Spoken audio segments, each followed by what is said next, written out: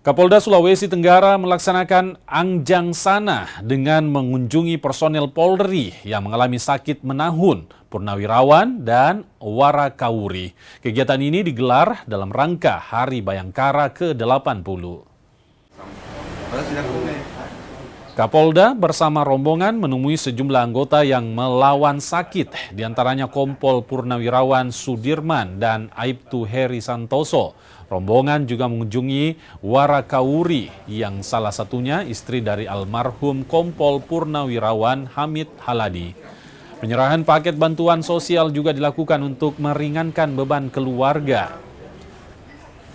Kami Polda Sulawesi Tenggara melaksanakan kegiatan Anjang Sana. Tentunya kegiatan Anjang Sana ini adalah rangkaian kegiatan daripada memperingati hari ulang tahun Bayangkara ke-80. Dan salah satu kegiatannya adalah Anjang Sana. Nah, perlu kami sampaikan saya selaku Dirbimas Polda Sulawesi Tenggara, Anjang Sana ini sasarannya ada 3.